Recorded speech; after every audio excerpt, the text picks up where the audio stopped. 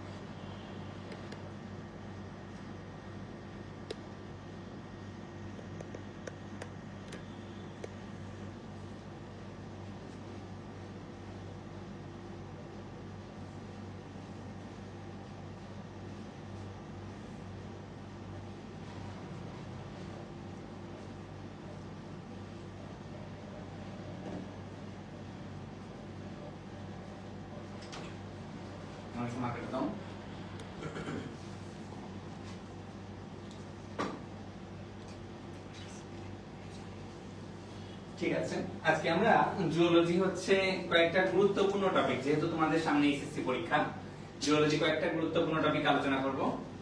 আশা করি হচ্ছে তোমাদের সবার উপকার হবে। এই টপিকগুলো ইনশাআল্লাহ খেয়াল করলে তোমাদের সবার লাভ হবে। সবাই একটু বন্ধুদেরকে মেনশন করো, আমরা একটু সময় নিয়ে শুরু করব। ঠিক আছে, আমরা আজকে শুরুতেই পরিপাক চ্যাপ্টারে কয়েকটা ছোট ছোট জায়গা নিয়ে আলোচনা করব। খেয়াল করো, তোমরা জানো যে এইচএসসি এর জন্য প্রতি বছরই কম বেশি মোটামুটি পরিপাক থেকে একটা করে প্রশ্ন আসে। এটা খুব পেইড কোশ্চেন। তোমাদের যে স্কিমটা দেয়া থাকে ওখানে দেখবা যে টিচার বা শিক্ষক কেউ বা স্টুডেন্ট যে থাকবে সে কোন একটা খাবার খেয়ে আসছে আজকে, এবং ওই খাবার কিভাবে পরিপাক হয় এই বিষয়টা আলোচিত হবে। শোনা যাচ্ছে না? সাউন্ড ক্লিয়ার স্যার একটু জিজ্ঞেস করুন। সবাই কি ঠিকমতো শুনতে পাচ্ছ কিনা একটু ক্লিয়ার করো তো।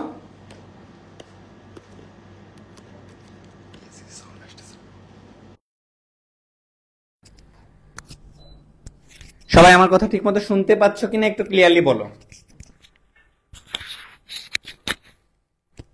দেখো তো, তুমি কমেন্ট সেকশন দেখো শুনতে পাচ্ছ কিনা। সবাই আমাকে ঠিকমতো শুনতে পাচ্ছ কিনা, দেখতে পাচ্ছ কিনা একটু কমেন্ট করে বলো। ঠিক আছে, আচ্ছা ঠিক আছে, ওকে, ওটা খোলা রাখো, ওটা ছেড়ে দাও। আচ্ছা, তাহলে আমরা আজকে হচ্ছে শুরু করব পাকস্থলী থেকে। খেয়াল করো তোমরা সবাই,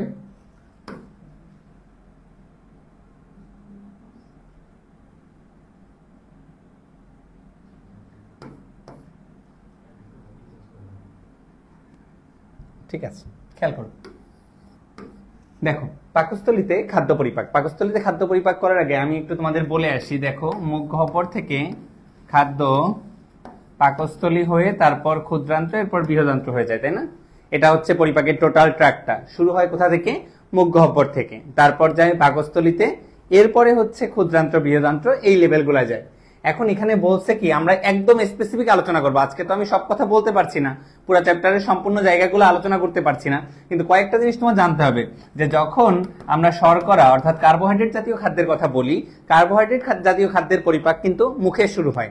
তোমরা জানো একদম যে কথাগুলো না জানলেই নয়, মুখে 3টা এনজাইম পাওয়া যায়। মুখে এনজাইম পাওয়া যায় কয়টা? 3টা। আমরা সহজে বলি মিস্টার টম।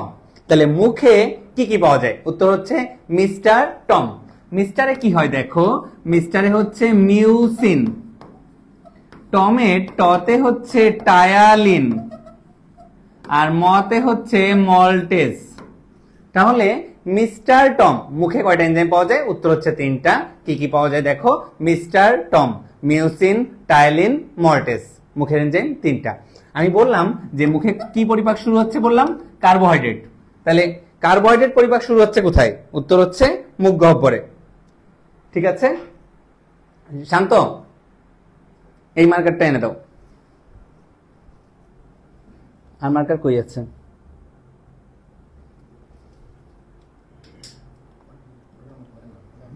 এটার মাথায় কিছু নেই।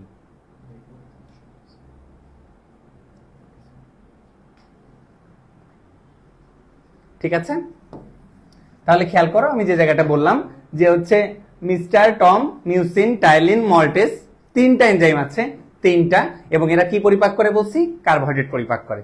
ঠিক আছে, এর মধ্যে স্পেসিফিক বলবা টায়ালিন আর মল্টেজ। ঠিক আছে, মিউসিনের আসলে কার্বোহাইড্রেট পরিপাকে মিউসিনের কোনো রোল নাই।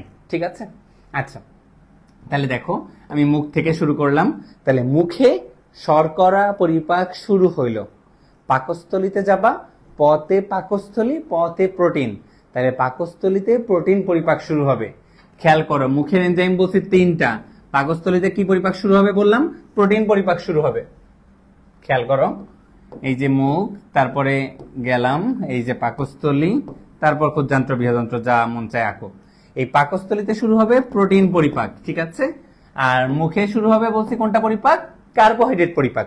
আর একদম পাকস্থলীর শেষ থেকে কিছু লাইপেজ আসে, ওখান থেকেই ধরো তুমি লিপিড পরিপাকের শুরু। তো আমরা 3 প্রকার খাদ্য খাই, তোমরা জানো যে কার্বোহাইড্রেট, প্রোটিন, লিপিড, এই ধরনের খাদ্যের পরিপাকের প্রয়োজন হয়। বাকি ধরো ভিটামিন, মিনারেল, পানি, এগুলা কিন্তু কোনো পরিপাক লাগে না। ঠিক আছে, তাহলে সবাই একটু কমেন্ট করবা যে মুখে কোন কোন এনজাইম পাওয়া যায়, জাস্ট সূত্রটা লিখে দাও। ঠিক আছে, এই মুখে যে এনজাইম গুলা পাওয়া যায় এর বাইরে একটা অ্যান্টিবডি মুখে পাওয়া যায়, সেটা হচ্ছে আইজিএ।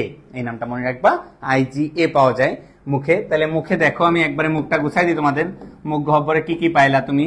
মিস্টার টম থাকতেছে, মিউসিন, টায়ালিন, মল্টেজ, একটা অ্যান্টিবডি থাকতেছে আইজিএ, ক্লোরাইড আয়ন থাকতেছে। কথা হচ্ছে ক্লোরাইড আয়নের ভূমিকা কি? ক্লোরাইড আয়ন হচ্ছে আমাদের এই মুখের যে এনজাইম পড়লাম না আমরা টায়ালিন, এই টায়ালিনকে অ্যাক্টিভেট করে। তাহলে টায়ালিনকে অ্যাক্টিভেট করে কে? এটা ছেড়ে দাও, এটা ছেড়ে দাও। টায়ালিনকে অ্যাক্টিভেট করে কে? উত্তর হচ্ছে ক্লোরাইড। তাহলে ক্লোরাইড কাকে সক্রিয় করে বললাম? টায়ালিনকে। এই তো কমন কিছু কথা পড়লাম, সবাই একটু মাথার মধ্যে রাখবা। তাহলে সবাই বলে ফেলো মুখ গহ্বরে কোন অ্যান্টিবডি পাওয়া যায়? মুখ গহ্বরে কোন অ্যান্টিবডি পাওয়া যায়? ঠিক আছে, তো যাই হোক আমি একটু স্লাইডে চলে যাই। স্লাইডে একদম মাইনর কিছু কথাবার্তা আছে, একটু এই জায়গাগুলো খেয়াল করবা। দেখো 15 থেকে 20 সেকেন্ড পর পর দেখো আমাদের যখন খাবারটা স্টোমাকে যায়, খাবারটা মুখ আমাদের এই পুরা পরিপাক তন্ত্রে উপর থেকে নিচ পর্যন্ত আসলে একটা ঢেউয়ের মাধ্যমে সঞ্চালিত হয়। এই ঢেউটাকে বলে হচ্ছে পেরিস্টালসিস। এই ঢেউটাকে কি বলে বললাম? পেরিস্টালসিস। তাহলে পেরিস্টালসিস হচ্ছে খাবার সঞ্চালনের যে ক্রিয়াটা, এই ক্রিয়াটাকে বলছি পেরিস্টালসিস। এটা আমাদের পুরা এই যে জিআই ট্র্যাক্ট, গ্যাস্ট্রোইন্টেস্টাইন ট্র্যাক্ট যেটা আছে এর একটা মুভমেন্ট। আসলে এই যে খাদ্য সঞ্চালনের যে পেরিস্টালসিস, এটা কত সময় পর পর হয়? এটা খুব গুরুত্বপূর্ণ, মনে রাখবা। 15 থেকে 20 সেকেন্ড পর পর হয়। এই টার্মটা গুরুত্বপূর্ণ যে হ্যাঁ পেরিস্টালটিক সঞ্চালন কত সময় পর পর হয়? তুমি বলবা 15 থেকে 20 সেকেন্ড পর পর হয়। এটা একটু মাথার মধ্যে রাখো, ঠিক আছে, যে পেরিস্টালটিক সঞ্চালন 15 থেকে 20 সেকেন্ড পর পর হয়। ঠিক আছে, আর কিছু এখান থেকে দরকার নেই। আর এই যে গ্যাস্ট্রিক জুস কতটুকু খরিত হয় 1.5 লিটার। তাহলে আমরা লালা পড়ে আসলাম। লালার ক্ষেত্রে একটা জিনিস মনে রাখবা, লালা খরিত হয় 1.2 থেকে 1.5 লিটার। গ্যাস্ট্রিক জুস বললে বলবা 1.5 থেকে 2 লিটার। মানে উপর থেকে যত নিচের দিকে যাচ্ছে তরলের পরিমাণ তত বাড়তেছে। ঠিক আছে, তাহলে সবাই একটু কমেন্ট সেকশনে বলে দাও টায়ালিনকে সক্রিয় করে কে? টায়ালিনকে সক্রিয় করে কে? খেয়াল করো একটা বিষয়। তাহলে আমরা প্রথম সক্রিয় করার দেখলাম যে হ্যাঁ, প্রথমে সক্রিয় হলো টায়ালিন। কার দ্বারা সক্রিয় হলো? ক্লোরাইড আয়ন দ্বারা। তাহলে ফার্স্টে এই টায়ালিনকে সক্রিয় করলো ক্লোরাইড। এরপর আমাদের কাজ হচ্ছে পাকস্থলীর অন্যতম প্রধান এনজাইম, নাম হচ্ছে পেপসিনোজেন। এই পেপসিনোজেনের সক্রিয় হওয়ার কাহিনীটা একটু ক্লিয়ার রাখবা, যে পেপসিনোজেনকে সক্রিয় করে হচ্ছে HCl। তাহলে দেখো, মুখের টায়ালিন, তাকে সক্রিয় করলো ক্লোরাইড আয়ন। এপাশে বললাম পেপসিনোজেন, তাকে সক্রিয় করলো HCl। আর তারপর মনে রাখবা ক্ষুদ্রান্ত্রের আন্টিক্রস থেকে আসা আর কি, ক্ষুদ্রান্ত্রের অন্যতম প্রোটিন পরিপাককারী প্রধান এনজাইমের নাম হচ্ছে ট্রিপসিনোজেন, তাকে সক্রিয় করে এন্টারোকাইনেস।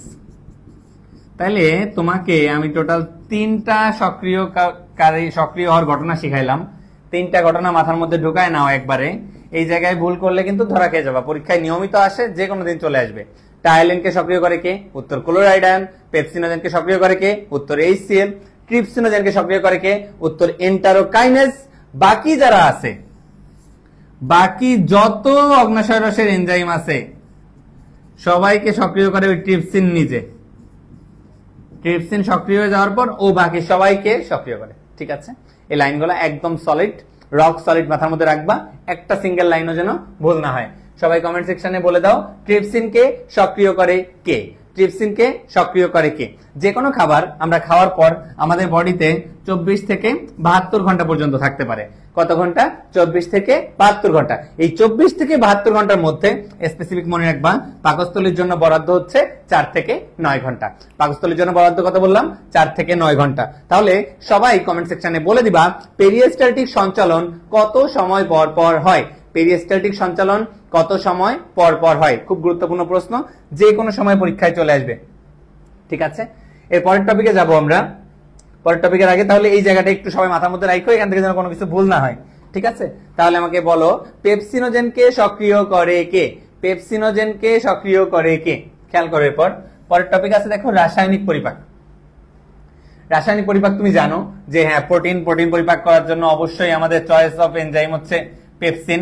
পেপসিন HCl দ্বারা সক্রিয় হয়ে আসছে। কোথা থেকে কি খরিত হয়ে আসছে একটু পর সামনে বাঁধবে। আর দুধের যে কেসিন আছে, তোমরা জানো কেসিন হচ্ছে দুধের প্রোটিন। দুধের প্রোটিনের নাম হচ্ছে কেসিন। এই কেসিনকে পরিপাক করে হচ্ছে রেনিন।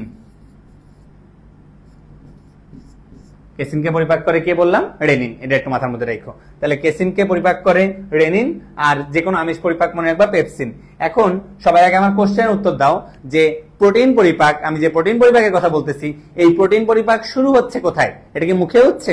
তুমি যে কোনো খাবারের ক্ষেত্রে তুমি এভাবে লিখবা, একটা পরিপাক আসছে, ধরো পরিপাক লেখার, পরীক্ষায় লেখার কিন্তু একটা প্যাটার্ন আছে, এটা ইচ্ছা মতো লিখলেই হয় না। ধরো তোমার এইভাবে আসছে যে প্রোটিন পরিপাক, যে কোনো একটা খাবার, প্রথমে বলে দিবে খাবারের নাম। তুমি বলবা ঠিক আছে, উল্লেখিত খাবার ডিম যার মধ্যে আছে প্রোটিন। আমি প্রোটিন পরিপাক নিয়ে নিচে আলোচনা করা হলো, তো প্রোটিন পরিপাক এমনি লিখবা, এভাবে একটা পয়েন্ট বানাবা, এই পয়েন্টের মধ্যে নিয়ে আসবা প্রথমে মুখ গহ্বর। আমরা কথা হচ্ছে মুখ গহ্বরে তো ভাই প্রোটিন পরিপাক তেমন একটা হচ্ছে না, মুখ গহ্বরে তো প্রোটিন পরিপাক হয় না, তাহলে আমি মুখ গহ্বর কেন লিখবো? লিখতে হবে, কারণ প্রত্যেকটা খাবারই তো ভাঙতেছে মুখ গহ্বরে। এই কারণে তুমি এভাবে লিখবা যে মুখ গহ্বরে প্রোটিন পরিপাককারী কোনো এনজাইম নাই। মুখ গহ্বরে প্রোটিন পরিপাককারী কোনো এনজাইম নাই, তাই মুখ গহ্বরে প্রোটিনের কোনো প্রকার রাসায়নিক পরিবর্তন হয় না। তবে মুখ গহ্বরের চূর্ণ বিচূর্ণ হওয়ার কারণে যান্ত্রিক পরিপাকটা হয়। যান্ত্রিক পরিপাকে মুখ কিন্তু সবসময় একটা ইম্পর্টেন্ট ভূমিকা পালন করে। তুমি এইভাবে লিখবা। এরপর চলে যাবা মুখ গহ্বর থেকে চলে যাবা পাকস্থলীতে। পাকস্থলীতে যাবা, পাকস্থলীতে যে স্পেসিফিক লিখে দেবা যে ঠিক আছে পেপসিন আছে, রেনিন আছে, পেপসিন রেনিন কি কি করতেছে এটা পাকস্থলীতে লিখে দেবা। তারপর ক্ষুদ্রান্তে যাবা, ক্ষুদ্রান্তে সব enzyme trypsin, chymotrypsin, carboxy peptidase, amino peptidase, যে কয়টা নাম মনে থাকে পরপর লিখে দেবা। এইভাবে হচ্ছে একটা পরিপাকের আউটলাইন সাজাবা। আউটলাইন সাজানোটা গুরুত্বপূর্ণ। ঠিক আছে, সবাই আমাকে বলো তো ট্রিপসিন বাদে ট্রিপসিন বাদে অগ্নাশয় রসের বাকি যতগুলো প্রোটিন পরিপাককারী এনজাইম আছে তাদেরকে সক্রিয় করে কে? চলে আসলাম। তাহলে দেখো পাকস্থলী, এখন কথা হচ্ছে ভাই পাকস্থলী তো ধরো রইছে, এখন ও সবাই পরিপাক করে, ও নিজে পরিপাক হয়ে যায় না কেন? কেমন হইতো যদি পাকস্থলী নিজেই পরিপাক হয়ে যেত? বাবা আমরা যদি নিজেরাই নিজেদের খেয়ে ফেলতে পারতাম। তুমি তোমার হাত খেয়ে ফেলতেছো, তুমি তোমার পা খেয়ে ফেলতেছো।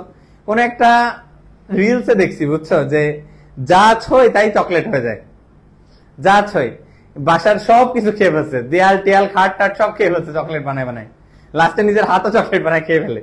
তো ওরকম পাকস্থলী যদি নিজেই নিজেরা পরিপাক করে ফেলতে পারতো তাহলে কেমন হইতো? খেয়াল করো, দেখো পাকস্থলী নিজেই এনজাইম দ্বারা কখনো পরিপাক হয় না। এর পেছনে কয়েকটা কারণ আছে। এক নাম্বার কারণ যেটা খেয়াল করো,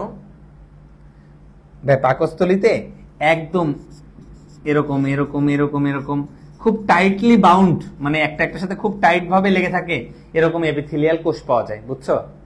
এই এপিথেলিয়াল কোষ দিয়ে ঢুকতে পারে না। বাহ, তাহলে ওখানে পাকস্থলীতে যে এপিথেলিয়াল কোষটা পাওয়া যায় সেটা ভেদ করে ঢুকতে পারতেছে না HCl। আরেকটা যে কাহিনী, এর বাইরে আবার একটা মিউকাসের লেয়ার থাকে। তাহলে একটা ফ্যাক্টর গেল মিউকাস, আরেকটা ফ্যাক্টর গেল এপিথেলিয়াল টিস্যু। তিনটা ফ্যাক্টর আলোচনা করব, ঠিক আছে? একটা বলবা মিউকাস, আরেকটা বললাম এপিথেলিয়াল টিস্যু, যেটা টাইট অনেক, তাই না? যেটা অনেক টাইটলি বাউন্ড। ওকে, তাহলে একটা বলবা মিউকাস, আরেকটা বললা এপিথেলিয়াল টিস্যু, আর সবশেষ একটা মনে রাখবা যে বাইকার্বনেট থাকে। আমাদের মুখেও দাঁতেও কিছু বাইকার্বনেট থাকে, বুঝছো? যে বাইকার্বনেটটা HCl কে প্রশমন করে ফেলে। তাহলে তিনটা কারণ বলবা, কয়টা কারণ স্পেসিফিক? তিনটা। এটা কিন্তু খ নাম্বারে আসে, বুঝছো?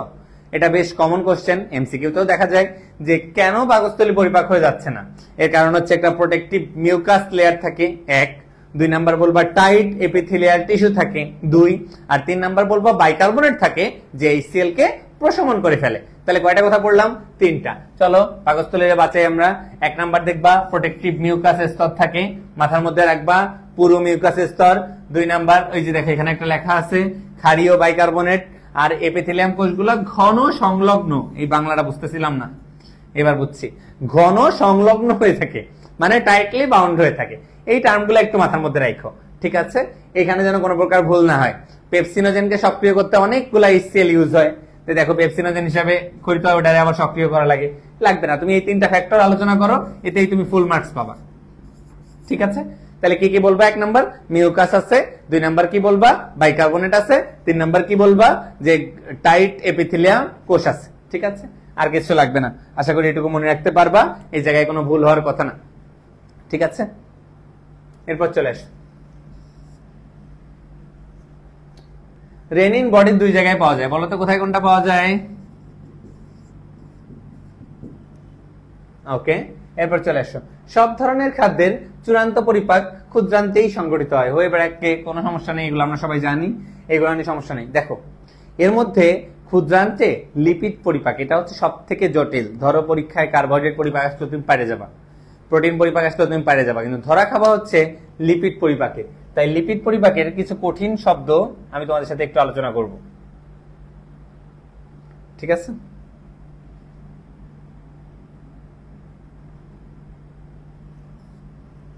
দেখো লিপিড পরিপাক, ধরো এই হচ্ছে স্টোমাক, এরপর ক্ষুদ্রান্ত রাখতেছে, ঠিক আছে? যাই হোক, এত বাজে আঁকি আমি, তো আমাদের যে জিনিসটা মনে রাখতে হবে, খেয়াল করো, তোমরা জানো যে হচ্ছে আমাদের যকৃতের যে পিত্তথলি আছে, পিত্তথলি থেকে পিত্তনালী আর হচ্ছে অগ্নাশয় নালী দুইটা মিলে তৈরি করে হচ্ছে ভ্যাটারের অ্যাম্পুলা। তোমার নাম শুনছো না? Ampulla of Vater. এই অ্যাম্পুলা অফ ভ্যাটার তোমাদের ভাষায় লিখলাম, খেয়াল করো। এই অ্যাম্পুলা অফ ভ্যাটার ফার্স্ট পার্ট ডিউডেনামের প্রথম অংশে উন্মুক্ত হয়। এটা পরীক্ষায় আসবে যে অ্যাম্পুলা অফ ভ্যাটার কোথায় উন্মুক্ত হয়। তুমি ঠান্ডা মাথায় বলবা যে অ্যাম্পুলা অফ ভ্যাটার ডিউডেনামে উন্মুক্ত হয়। কোথায় উন্মুক্ত হয় বললাম? ডিউডেনামে, ঠিক আছে? এখন ভালোভাবে খেয়াল করে এই জায়গাটা। প্রথমে যখন চর্বি জাতীয় খাবার যখন ক্ষুদ্রান্তে আসে, চর্বি জাতীয় খাবার ক্ষুদ্রান্তে আসার পর সেই চর্বি জাতীয় খাবার পিত্ত লবণ, ভালো করে খেয়াল করবো প্রত্যেকটা লাইন। পিত্ত লবণ সোডিয়াম গ্লাইকোলেট, সোডিয়াম টরকোলেটের প্রভাবে, পিত্ত লবণের প্রভাবে ভেঙে সাবানের ফেনার মতো হয়ে যায়, এই প্রক্রিয়াকে বলে ইমালসিফিকেশন। আমি যে শব্দগুলো উচ্চারণ করতেছি এটা খেয়াল করতে হবে, একদম হুবহু এটাই তুমি বলবা যে পিত্ত লবণের প্রভাবে ক্ষুদ্রান্তে চর্বি জাতীয় খাবার ভেঙে সাবানের ফেনার মতো হয়ে যাওয়াকে বলে ইমালসিফিকেশন।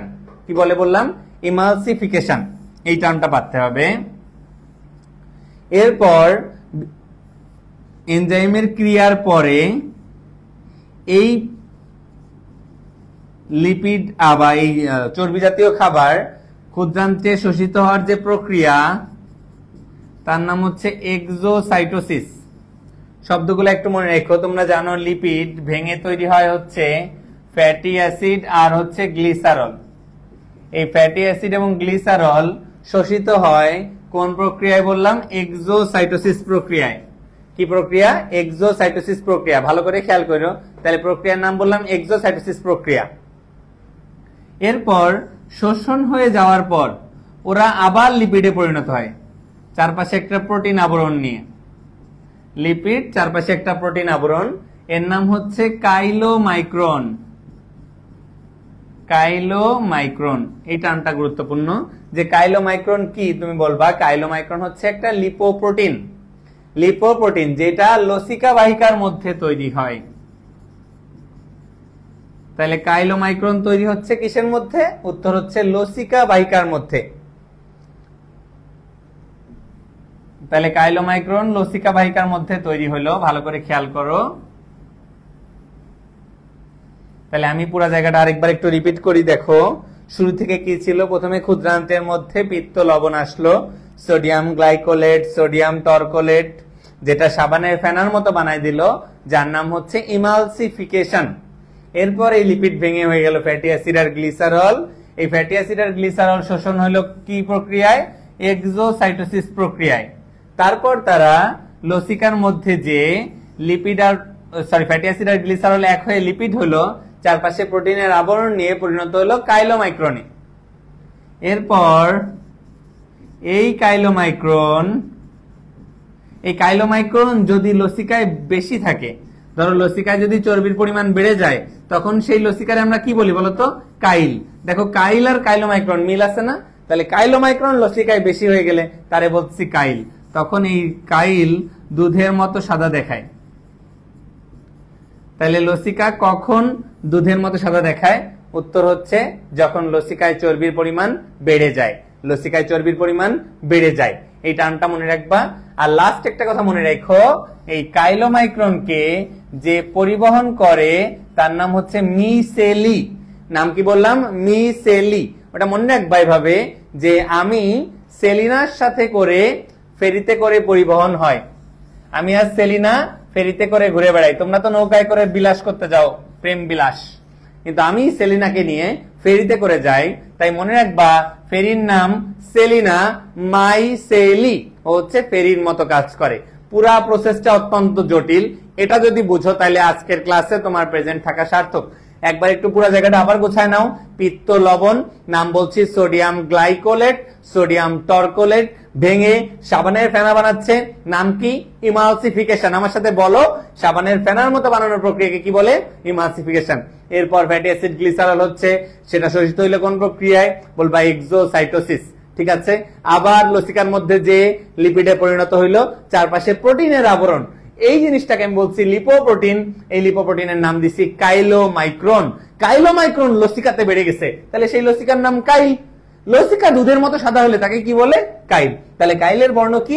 দুধের মতো সাদা। ঠিক আছে। আর তারপর বললাম যে এই কাইলোমাইক্রনকে এক জায়গা থেকে আরেক জায়গায় পরিবহন করার জন্য আমার দরকার একটা ফেরি। সেই ফেরির নাম হচ্ছে মিসেলি। ফেরির নাম কি? মিসেলি। ঠিক আছে। ওকে, সবাই আমাকে বলে ফেলো, পরিবহন করা বা ফেরির মতো কাজ করে কে? সবাই আমাকে আমার কাছে ফোনটা দিও, কয়েকটা কোশ্চেন ধরে ফেলি, তারপরে প্রশ্নের উত্তর দিবা সবাই। যে কোন কোন পিত্ত লবণ কাজ করতেছে।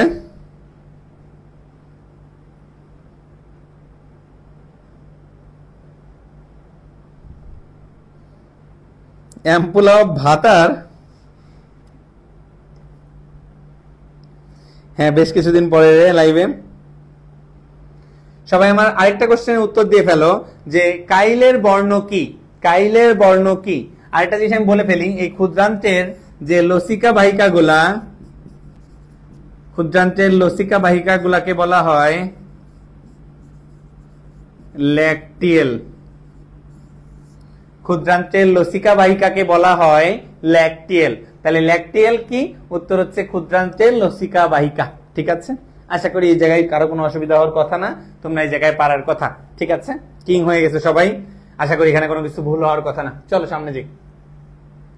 তাহলে সবাই আমাকে একটা কথা বলে ফেলো, পেরিস্টালটিক যে সাইকেলটা হয় এটা কত সেকেন্ড পর পর হয়? পেরিস্টালসিস কত সেকেন্ড পর পর হয়? তারপর খেয়াল করো ক্ষুদ্রান্ত সম্পর্কে কয়েকটা কথা যে বলতেছিলাম, বলে আসছে অনেক কিছুই। এখানে যে জিনিসটা লাগবে, এই যে স্নেহদ্রব্যের ক্ষুদ্র ক্ষুদ্র কণায় পরিণত হওয়াকে বলে ইমালসিফিকেশন। এটা তোমরা জানো। ক্ষুদ্রান্তের যে লসিকা বাহিকা তার নাম ল্যাকটিয়েল। একটু আগে বলে আসছি ক্ষুদ্রান্তের লসিকা বাহিকাকে কি বলবা? ল্যাকটিয়েল। কোনো কমন কথা যেন ভুল না হয়।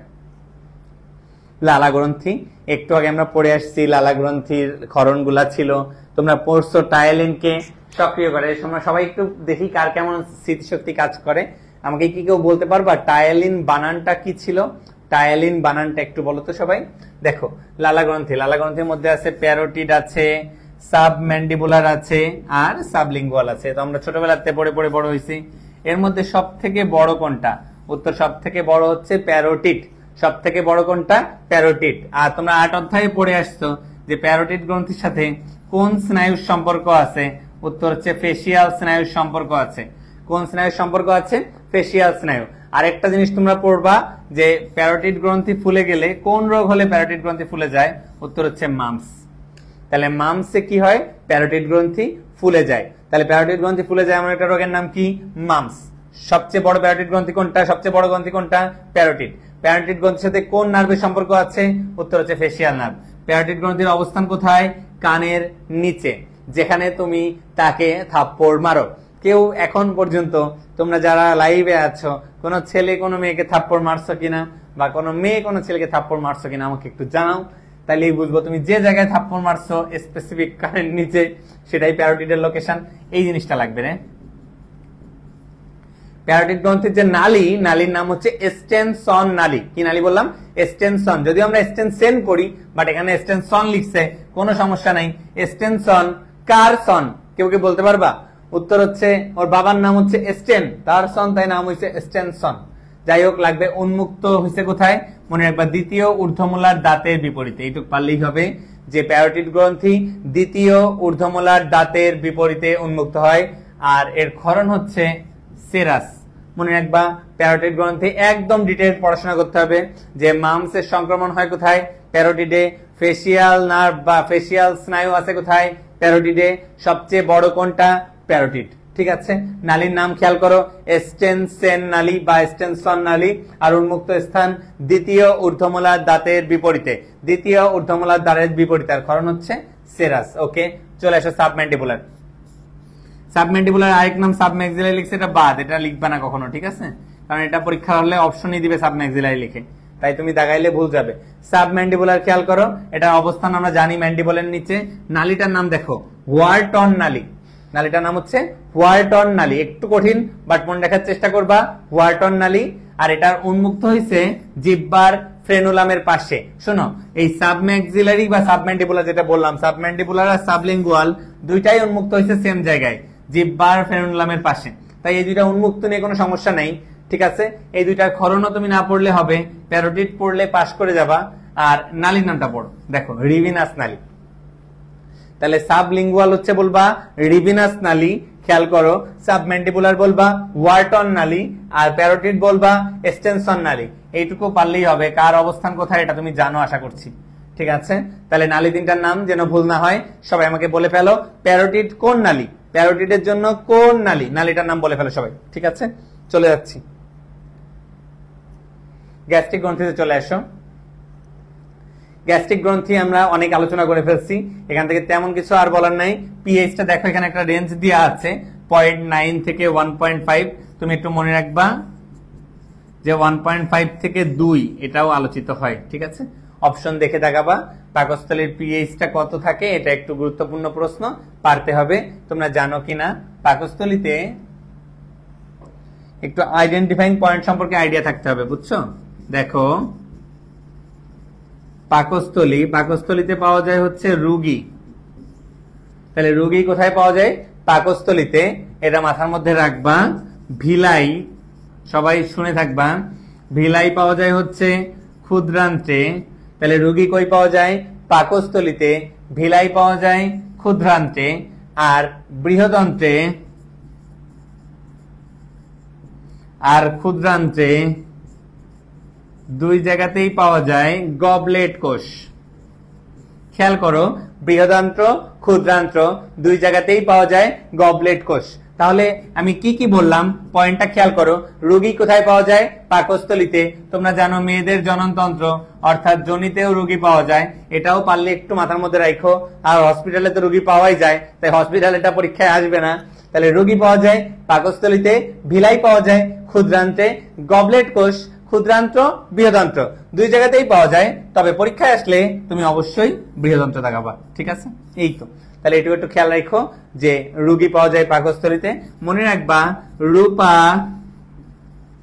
এখন ভিক্ষুক, রূপা এখন ভিক্ষুক। রূপা রুতে হচ্ছে রোগী, পাতে হচ্ছে পাকস্থলী, ভিতে হচ্ছে ভিলাই, খুতে হচ্ছে ক্ষুদ্রান্ত্র। রোগী পাওয়া যায় পাকস্থলীতে, ভিলাই পাওয়া যায় ক্ষুদ্রান্ত্রে, ঠিক আছে। এই কমন কথা যেন ভুল না হয়, রূপা এখন ভিক্ষুক, এভাবে মনে রাখতে পারো। ওকে, ঠিক আছে, চলেন তাহলে সবাই একটু কমেন্ট সেকশনে বলে দাও যে গবলেট কোষ কই পাওয়া যায়, গবলেট কোষ কই পাওয়া যায়। পরের প্রশ্ন, হোয়ার্টন নালী, হোয়ার্টন নালী কার পাওয়া যায়? প্যারোটিড, সাবমেন্ডিবুলার নাকি সাবলিঙ্গুয়াল? বলে ফেলো, ঠিক আছে। দেখো অক্সেন্টিক কোষ, খেয়াল করো অক্সেন্টিক কোষের আরেক নাম হচ্ছে দেখো প্যারাইটাল কোষ, পাইছো? এই অক্সেন্টিক বা প্যারাইটাল কোষে একটা কথা মনে মুখস্থ করে ফেলো, হাইড্রোক্লোরিক অ্যাসিড পাওয়া, হাইড্রোক্লোরিক অ্যাসিড আসে, ঠিক আছে। তো মনে রাখবা এভাবে না, এভাবে মনে রেখে লাভ নাই। এই যে দেখো এভাবে মনে রাখবা H2O2 বা হাইড্রোজেন পারঅক্সাইড, হাইড্রোজেন পারঅক্সাইড। খেয়াল করো সবাই একটু,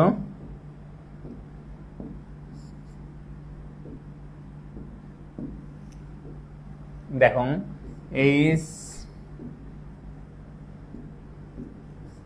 H2O2 বা হাইড্রোজেন পারঅক্সাইড, এইসে হচ্ছে HCl, পারে হচ্ছে প্যারাইটাল,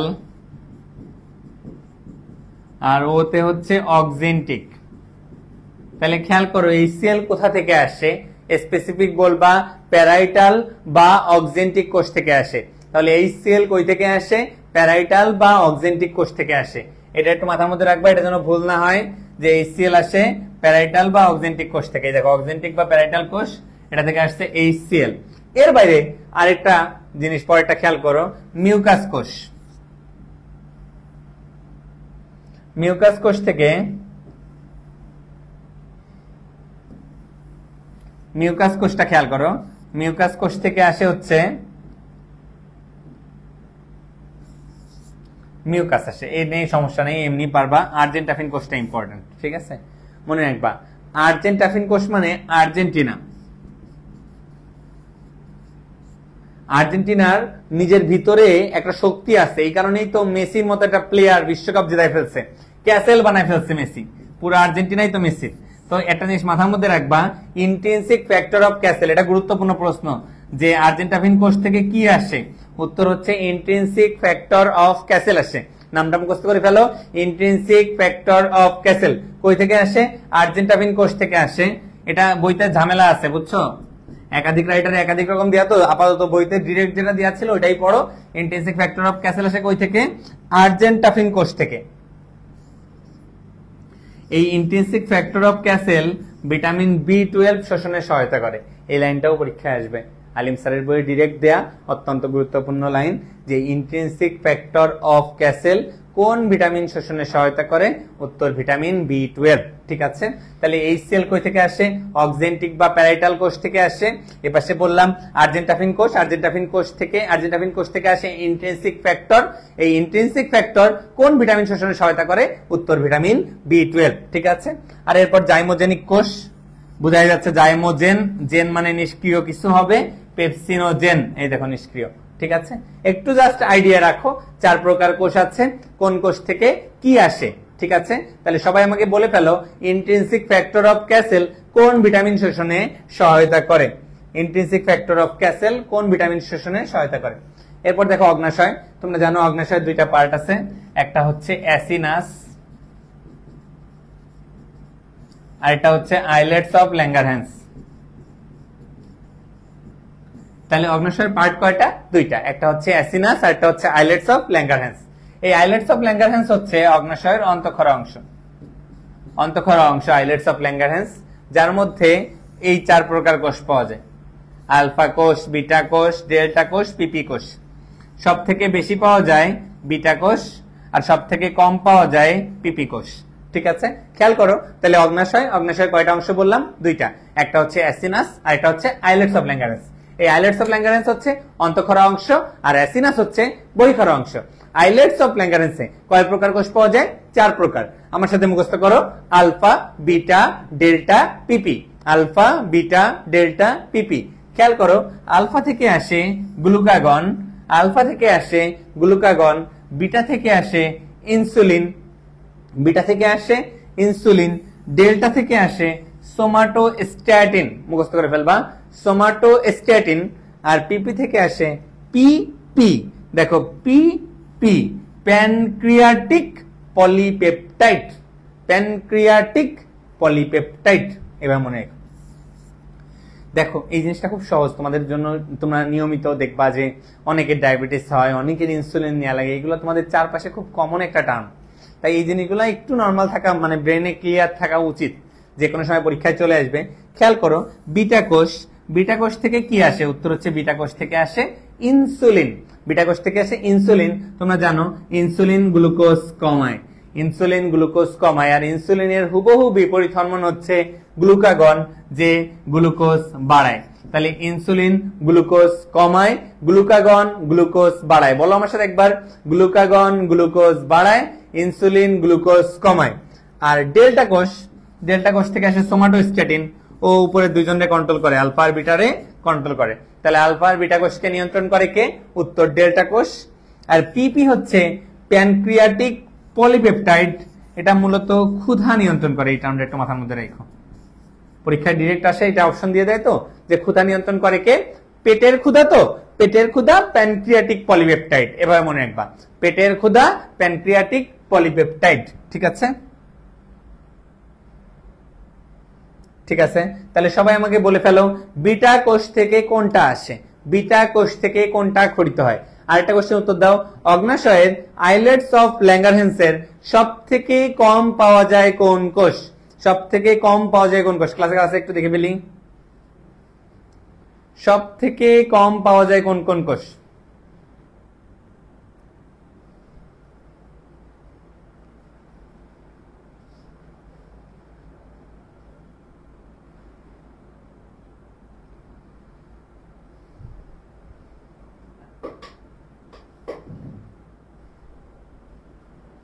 ওকে, পরের প্রশ্নের উত্তর দিয়ে ফেলো। আমরা একটু স্থূলতা নিয়ে আলোচনা করব, তার আগে বলে ফেলো গবলেট কোষ কোথায় পাওয়া যায়? বলো ইন্ট্রিনসিক ফ্যাক্টর অফ ক্যাসেল কোথা থেকে ক্ষরিত হয়?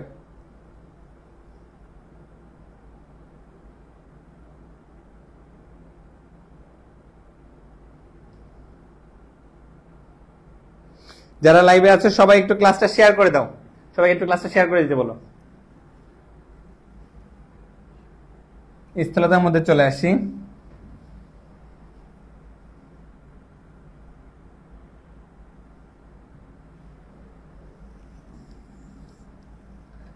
আমাদের বডির ওজনের 20% বা তার বেশি পরিমাণ মেদ যদি বডিতে জমা হয়, তাহলে তাকে আমরা বলবো স্থূলতা।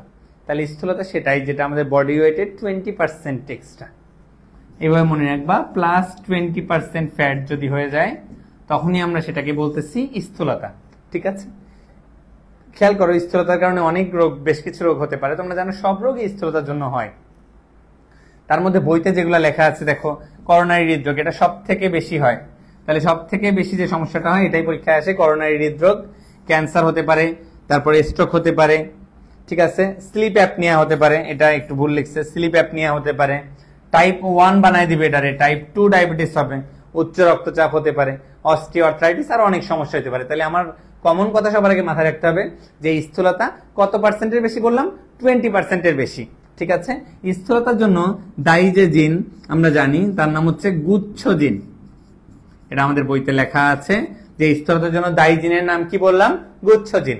এর বাইরেও তুমি মনে রাখবা একটা জিন আছে নাম হচ্ছে লেপটিন জিন, এটাও স্থূলতার জন্য দায়ী।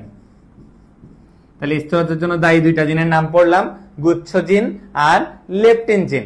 বডি ওজনের 20%-এর বেশি ফ্যাট হলে তখন আমরা সেটাকে বলছি স্থূলতা। তোমাদের পারভেজ ভাইয়ার রিসেন্টলি স্থূলতা হয়েছে। কেন? কারণ তোমরা জানো প্রতিবার প্রেগনেন্সিতে ওজন 4 থেকে 6 পাউন্ড করে বাড়ে। একবার প্রেগনেন্সিতে ওজন বাড়ে কয় পাউন্ড? 4 থেকে 6 পাউন্ড। তাই মনে রাখবা যে প্রেগনেন্সিতেও এই স্থূলতা বাড়তে পারে। বাবা মা মোটা হলে ছেলে মেয়ে মোটা হওয়ার চান্স 80%। তাহলে বাবা মা মোটা হলে ছেলে মেয়ে মোটা হওয়ার চান্স কত পার্সেন্ট? 80%। একবার প্রেগনেন্সিতে ওজন কতটুকু বাড়ে বলছি? 4 থেকে 6 পাউন্ড। আর বললাম কত পার্সেন্টের বেশি হলে? 20%।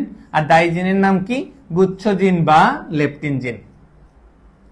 ঠিক আছে, টাইপ 1 ডায়াবেটিস না টাইপ 2 ডায়াবেটিস মাথার মধ্যে রাখো। ঠিক আছে,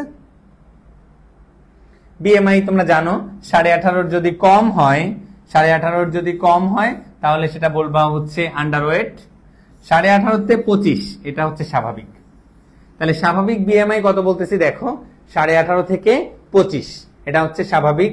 25 থেকে 30 এটা অতিরিক্ত ওজন। 30 থেকে 35 স্থূলতার প্রথম স্তর, 35-এর পরে দ্বিতীয়, 40 তো গেলই। এরপর মনে রাখবা 50 প্লাস প্লাস হলে সে যে কোনো সময় স্থূলতার জন্য মরে যাবে, এভাবে মনে রাখবা মরবিড স্থূলতা। ঠিক আছে, অনেক বেশি হয়ে গেলে তখন বলবা মরবিড স্থূলতা। তাহলে এই যে টার্মগুলো বললাম একটু খেয়াল করো। অতিরিক্ত ওজন কখন বলতেছো? 25 থেকে 30। 18.5 থেকে 25 নর্মাল কত আর অতিরিক্ত কত এটা ভুল করো না। আমি তোমাদের মধ্যে যে জিনিসটা ভুল করার প্রবণতা দেখছি সেটা হচ্ছে তোমরা ওই ভাবো কি যে 25 পর্যন্ত নর্মাল, তারপরেই মনে হয় প্রথম স্তর। না, তারপরে একটা লেভেল আছে অতিরিক্ত ওজন, এই অতিরিক্ত ওজনের পরেই আসে স্থূলতার প্রথম স্তর। এই জিনিসটা আলাদা করে রেখো যে আগে অতিরিক্ত ওজন তারপর স্থূলতার প্রথম স্তর। ঠিক আছে, এগুলো আলোচনা করে ফেলছি। শর্করা পরিপাক, আমিষ পরিপাক, লিপিড পরিপাক। এরপর দেখো অ্যানজাইনা। আচ্ছা,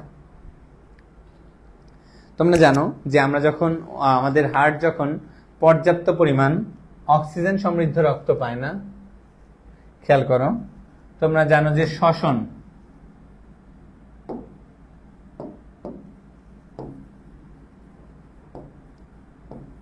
শ্বসন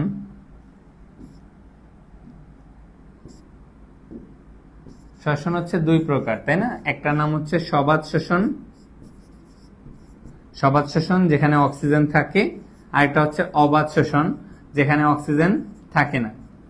তো তোমরা জানো কিনা সবাত শ্বসনে নরমালি গ্লুকোজ থেকে পাইরুভিক অ্যাসিড তৈরি হয়। সবাত শ্বসনে গ্লুকোজ থেকে পাইরুভিক অ্যাসিড তৈরি হয়। অবাত শ্বসনে যেহেতু অক্সিজেন থাকে না তাই গ্লুকোজ থেকে তৈরি হয় হচ্ছে ল্যাকটিক অ্যাসিড। গ্লুকোজ থেকে কি তৈরি হয় বললাম?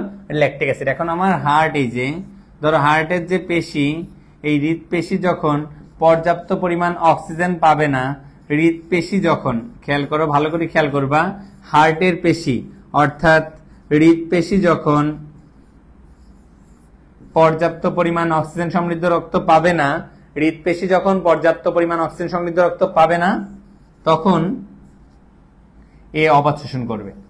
এই অবাত শোষণের ফলে ল্যাকটিক অ্যাসিড তৈরি হবে, তখন বুকে ব্যথা হবে, এটাকেই বলবা অ্যানজাইনা। খেয়াল করো আমি যেটা বললাম যে এটা হার্টের কারণে বুকে ব্যথা, কোনো সমস্যা নেই। অ্যানজাইনা হচ্ছে কিসের অভাবে? অক্সিজেনের অভাবে। কোথায় অক্সিজেনের অভাবে? উত্তর হচ্ছে হৃদপেশিতে অক্সিজেনের অভাবে।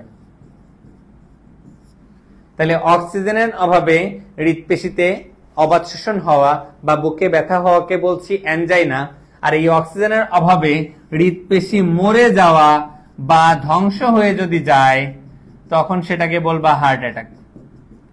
তাহলে দেখো, হার্ট অ্যাটাক আর অ্যানজাইনার মধ্যে একটা সূক্ষ্ম পার্থক্য আছে।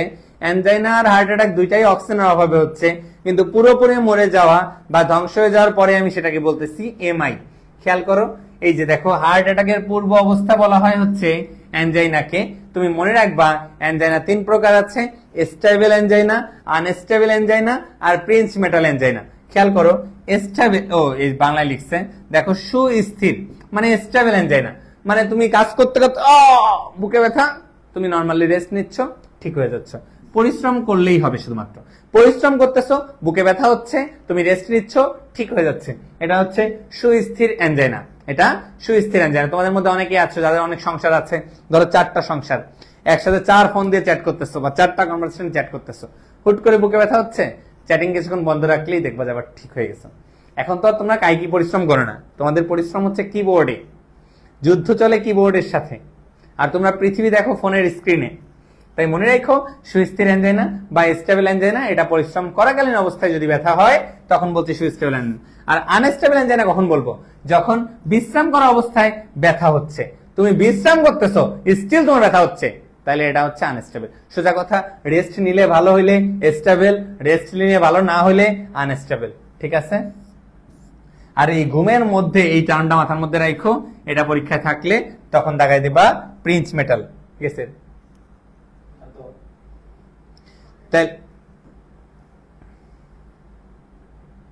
ঠিক আছে, তাহলে ঘুমের মধ্যে যদি পরীক্ষায় থাকে তাহলে তাকাই দিবা প্রিন্স মেটাল। ঠিক আছে? আমি জানো ঘুমের মধ্যে স্বপ্ন দেখি যে প্রিজ দিয়ে সিমাই খাচ্ছি, প্রিজ দিয়ে নুডলস খাচ্ছি, বিভিন্ন প্রিজের কথা আমি স্বপ্ন দেখি, এই কারণে প্রিন্স মেটাল ঘুমের মধ্যে। ঠিক আছে? ওকে, তাহলে চলো ট্রাই করে ফেলি। তাহলে সুস্থির, অস্থির, প্রিন্স মেটাল, সুস্থির, অস্থির, প্রিন্স মেটাল, কোনোভাবেই যেন ভুল না হয়। ওকে, 3টা টার্ম ক্লিয়ার রাখো মাথার মধ্যে। এরপর চলে আসো লক্ষণ। শুধুমাত্র অ্যানজাইনা নিয়ে একটা কথা মনে রাখবা, 5 থেকে 30 মিনিট। ব্যথা কিন্তু সারাদিন রাত 24 ঘন্টা থাকবে না। যদি কেউ এসে বলে তোমার যে আমার গত বছর থেকে ব্যথা শুরু হয়েছে, এই বছর পর্যন্ত বুকে ব্যথা হচ্ছে, তাহলে কি সেটা অ্যানজাইনা হবে? হবে না। এটা ভালোবাসার ব্যথা, কাউকে না পাওয়ার ব্যথা। এই ব্যথার সাথে এই ব্যথা মিলবে না। অ্যানজাইনা কয় মিনিট বললাম? 5 থেকে 30 মিনিট। ঠিক আছে? একটু মনে রাখবা ব্যাকের দিকে, এই যে এখান থেকে শুরু হয়ে ব্যাকের দিকে যাবে ব্যথাটা। যখন পিছন দিকে যায় দেখো লেখা আছে উরফলকের পেছনের দিকে বা বুকে ব্যথা হয়, এটাকেই বলে অ্যানজাইনা। নরমালি নিঃশ্বাস নিতে কষ্ট হয়, তাই দেখবা যে রেসপিরেটরি রেটটা বাড়ে, মানে ঘন ঘন শ্বাস প্রশ্বাস নেয়। এই তো, আর এই যে কাঁধের দিকে ব্যথাটা মাইগ্রেট করে আর কি, সরে সরে আসে ব্যথাটা। এই টার্মগুলো একটু মাথার মধ্যে রাখো। এটাই হচ্ছে অ্যানজাইনার লক্ষণ। টাইমিংটা খুব গুরুত্বপূর্ণ। কত সময় ধরে হচ্ছে বলবা? 5 থেকে 30 মিনিট। ঠিক আছে? হার্ট অ্যাটাক বা মায়োকার্ডিয়াল ইনফেকশন আমি আগেই বলে আসছি যে যদি ধ্বংস হয়ে যায়, যদি মরে যায় বা ধ্বংস হয়ে যায়, খেয়াল করো, মায়োকার্ডিয়াল অর্থ হৃদপেশি বা ইনফেকশন অর্থ অপর্যাপ্ত রক্ত প্রবাহের কারণে এই যা যা লেখা আছে এটা লাগবে। এই যে অক্সিজেন সমৃদ্ধ রক্তের অভাবে কার্ডিয়াক পেশি ধ্বংস হয়ে যাওয়া বা মরে যাওয়া, সংজ্ঞাটা কিন্তু খুব গুরুত্বপূর্ণ। মাথার মধ্যে রাখবা যে কখন হার্ট অ্যাটাক আমি বলতেছি। এই আবার হার্ট স্ট্রোক বলিস না, স্ট্রোক হয় কিন্তু ব্রেনে আর অ্যাটাক হয় হার্টে। ঠিক আছে? তাহলে যেটা বলতেছিলাম যে যদি পর্যাপ্ত পরিমাণ অক্সিজেন সমৃদ্ধ রক্তের অভাবে হৃদপেশি মরে যায় বা ধ্বংস হয়ে যায় তখন আমরা বলবো হার্ট অ্যাটাক। ঠিক আছে? লক্ষণ দেখো, লক্ষণ যা যা বললাম একটু আগে, উপরের দিকে ব্যথাটা থাকবে, শ্বাস প্রশ্বাসটা নিতে কষ্ট হবে, বমি থাকতে পারে। এই তো, এই টার্মগুলো একটু মাথার মধ্যে রাখো। ঠিক আছে? আর অ্যানজাইনার ব্যথা কত মিনিট স্থায়ী হয়? সবাই কমেন্ট সেকশনে একটু বলে দাও অ্যানজাইনার ব্যথা কত সময় স্থায়ী হয়। ঠিক আছে? এটা পেসমেকার। আমি একজনের, ধরো একটু খেয়াল করো, হার্ট রেট একটা বেসিক পড়ায় আসি একটু। হার্ট রেট নর্মালি কত থাকে বলতো?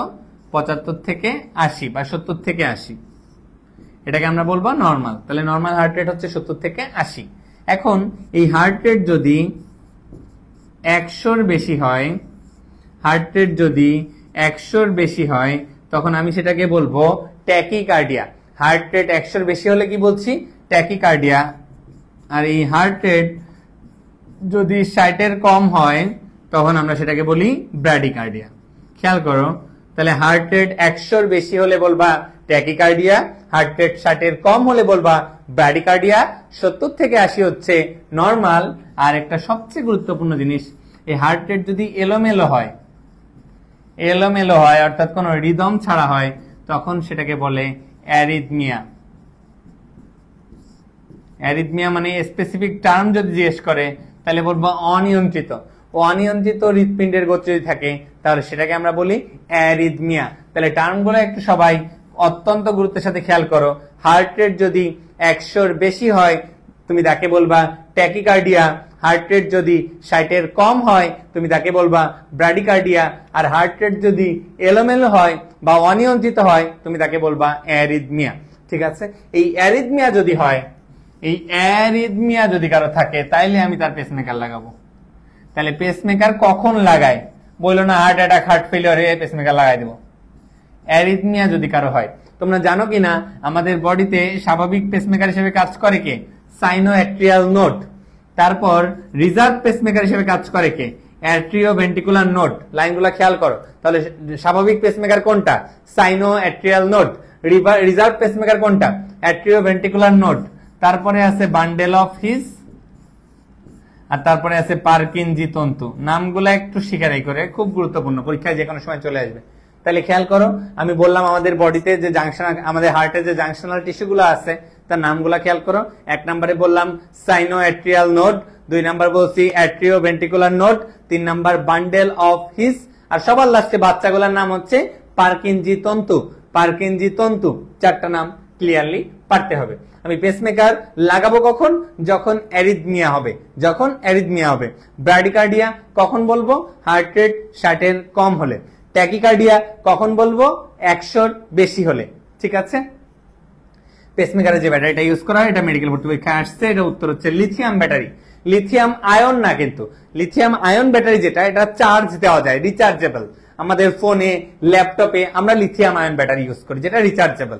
এখন হার্টে আমি একটা ব্যাটারি লাগাই দিলাম, ওই লোককে কিছুক্ষণ পর বুকে ব্যথা করতেছে, ব্যাটারি লো, তাড়াতাড়ি যে চার্জে লাগাই, এটা তো পসিবল না, তাই না? তাই মনে রাখবা যে আমরা যে ব্যাটারিটা ইউজ করব এটা লিথিয়াম ব্যাটারি, 7 থেকে 10 বছর লম্বা ডিউরেশনের। ঠিক আছে, একটা জেনারেটর ইউজ করব, একটা অ্যাম্পলিফায়ার ইউজ করব। ঠিক আছে, আর মনে রেখো একটা তার ইউজ করবো। এই পেসমেকারের তারের একটা ডাক নাম আছে, এটা একটু মাথার মধ্যে রাখবা, লিড। তাহলে পেসমেকারের তারকে কি বলে? উত্তর হচ্ছে লিড বলে। আমি রিপিট করছি, পেসমেকারের তারকে বলে লিড। বিবর্ধক, অ্যাম্পলিফায়ার, একটা জেনারেটর, আর সবচেয়ে গুরুত্বপূর্ণ ব্যাটারি। কি ব্যাটারি? Lithium battery. আর এই লিথিয়াম ব্যাটারির মেয়াদ হচ্ছে 7 থেকে 10 বছর। সবাই আমাকে বলে ফেলো, একটা রোগী আসছে তোমার কাছে যার হার্ট রেট 52, তুমি তাকে কি বলবা? ট্যাকিকার্ডিয়া, অ্যারিথমিয়া না ব্র্যাডিকার্ডিয়া? খেয়াল করে পর। একজন একটা কোশ্চেন করছেন যে ক্র্যাশকে দেখলে আপনার ট্র্যাকিকার্ডিয়া হয় নাকি ভূত দেখলে হয়? এক্ষেত্রে অবশ্যই ভূত দেখলে তো ট্যাকিকার্ডিয়া হবেই, এ নিয়ে তো কোনো কথা নেই।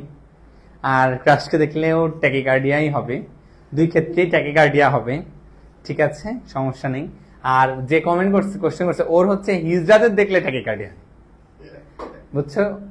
চলে আসো, যখন তালি দেওয়ার কাছে যায় তখন। 1 প্রকোষ্ঠ বিশিষ্ট পেসমেকার, খেয়াল করো, একটাই প্রকোষ্ঠ, এই যে হার্ট। আমি তো চমৎকার রাখি, বুঝছো? তো দেখো, শুরু করবা কোথা থেকে? শুরু করো রাইট অ্যাট্রিয়াম থেকে। তাহলে 1 প্রকোষ্ঠ দিবা, ওকে, রাইট অ্যাট্রিয়াম অথবা রাইট ভেন্ট্রিকলে লাগাও। ঠিক আছে, বইতে যেভাবে আছে সেভাবে পড়বা। তাহলে 1 প্রকোষ্ঠ হলে রাইট অ্যাট্রিয়াম অথবা রাইট ভেন্ট্রিকল, আর 2 প্রকোষ্ঠ হলে একটা রাইট অ্যাট্রিয়াম, একটা রাইট ভেন্ট্রিকল। সহজ না? 1 প্রকোষ্ঠ হলে হয় রাইট অ্যাট্রিয়াম, নয় রাইট ভেন্ট্রিকল। 2 প্রকোষ্ঠ হলে রাইট অ্যাট্রিয়ামও দাও, রাইট ভেন্ট্রিকলেও দাও। ঠিক আছে, আর 3 প্রকোষ্ঠ যদি হয় রাইট অ্যাট্রিয়াম, রাইট ভেন্ট্রিকল আর লেফট ভেন্ট্রিকল। তাহলে বাদ যাবে কে? উত্তর হচ্ছে এই লেফট অ্যাট্রিয়াম বাদ যাবে। এইটুকু যদি তুমি পারো তাহলেই হবে যে লেফট অ্যাট্রিয়াম বাদ। ঠিক আছে, ওখানে পার্কিনজি তন্তু থাকে না, তো ওখানে যায় না। Sinoatrial node, atrioventricular node, bundle of His আর পার্কিনজি তন্তু। তাহলে কোন পেসমেকারটা কোথায় লাগাবে একটা আইডিয়া থাকতে হবে তোমার। তাহলে কোন প্রকোষ্ঠে কখনোই পেসমেকার লাগাবা না, এটা শুধু একটু আমাকে কমেন্ট সেকশনে বলো, তাইলেই তুমি পাস। ঠিক আছে, এরপর আমাকে বলে ফেলো, একটা পেশেন্ট তোমার কাছে আসছে হৃৎপিণ্ডের প্রাথমিক যে কোনো রোগ নির্ণয়ের জন্য।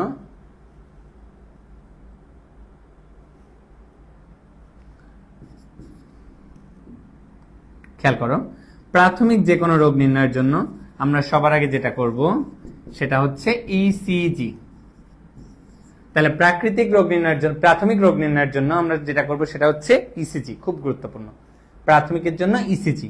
ঠিক আছে, এরপর মনে রাখবা হার্ট ফেলিওর। হার্ট ফেলিওরের জন্য মনে রাখবা সেটা হচ্ছে, হার্ট ফেলিওরের জন্য আমরা বর্তমান যে টেস্টটা করব তার নাম হচ্ছে বিএনপি। বাংলাদেশের রাজনৈতিক একটা দল আছে, নাম হচ্ছে বিএনপি। এটার নামের সাথে মিলাই মনে রাখবা যে হার্ট ফেলিওরের জন্য ইউজ করা হয় বিএনপি। Heart failure, BNP. প্রাথমিক রোগ নির্ণয় ইসিজি, প্রাথমিক রোগ নির্ণয় ইসিজি। এরপর খেয়াল করো, যদি বলে হৃৎপিণ্ডের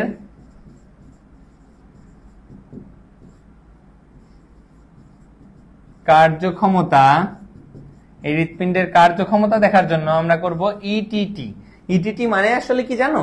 ইটিটি মানে হচ্ছে এক্সারসাইজ টলারেন্স টেস্ট। মানে তোমার হার্ট কতটুকু এক্সারসাইজ টলারেট করতে পারতেছে, মানে তোমার এই এক্সারসাইজ করায় তারপর তোমার হার্টের পরীক্ষা করবে।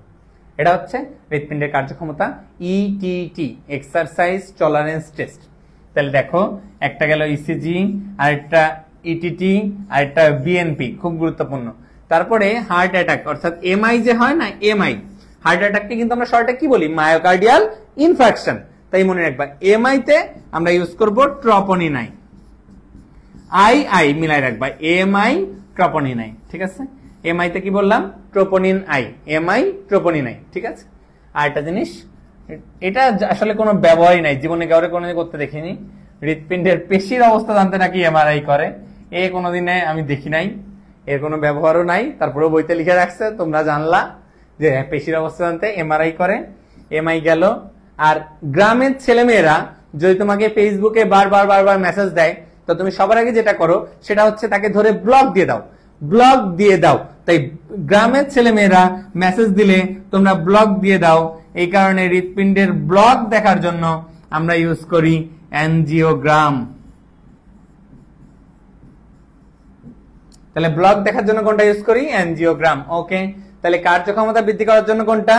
ইটিটি। কার্যক্ষমতা বৃদ্ধি করার জন্য ইটিটি। প্রাথমিক রোগ নির্ণয় কোনটা? ইসিজি। হার্ট ফেলিওরে কোনটা? বিএনপি। ব্লকের জন্য কোনটা? অ্যানজিওগ্রাম। MI troponin I. পেশির অবস্থা এমআরআই। ঠিক আছে, এই কটা জিনিস একটু মাথার মধ্যে রাখবা। টাইম কত শান্ত? ঠিক আছে, ওকে। তাহলে আমরা যে জিনিসটা দেখলাম যে হচ্ছে কখন কোনটা করব, হৃৎপিণ্ডের ইসিজিটা করব আমরা হচ্ছে বললাম যে যখন হচ্ছে প্রাথমিক রোগ নির্ণয় করব। তাহলে প্রাথমিক রোগ নির্ণয়ের জন্য কোনটা করব? ইসিজি। আর ইটিটি হচ্ছে কার্যক্ষমতা জানার জন্য। তাহলে বলো তো, এমআই জানার জন্য কোনটা করবা? ট্রপোনিন আই, ট্রপোনিন টি, নাকি ইকো? এমআই এর জন্য কোনটা করবা? তারপরে বিএনপি করব আমরা হচ্ছে হার্ট ফেলিওরের জন্য। তোমরা সবাই জানো এমআরআই লিখছে পেশির অবস্থা, বললামই যে এটা কোনো আসলে ভ্যালিডিটি নাই বা ইউজ নাই। ব্লক দেখার জন্য আমরা করব বলছিলাম অ্যানজিওগ্রাম। গ্রামের মেয়ে দেখলেই, গ্রামের ছেলে দেখলেই কি করতে হয়? ব্লক দিয়ে দিতে হয়, যে ট্রপোনিন আই, এমআই। কমন কথা, ভুল করা যাবে না কিন্তু। ঠিক আছে, এই জিনিসগুলো মাথার মধ্যে রাখতে হবে। ঠিক আছে, যে জায়গাগুলো পড়লাম এগুলো পরীক্ষার জন্য অত্যন্ত গুরুত্বপূর্ণ। তোমরা অবশ্যই 100% গুরুত্ব দিয়ে জায়গাগুলো ক্লিয়ার করবা। কারো কোনো অসুবিধা থাকলে অবশ্যই আমার সাথে যোগাযোগ করবা। থ্যাংক ইউ সবাই, আজকে এই পর্যন্তই। আবারও কোনো একটা ক্লাসে দেখা হবে ইনশাল্লাহ।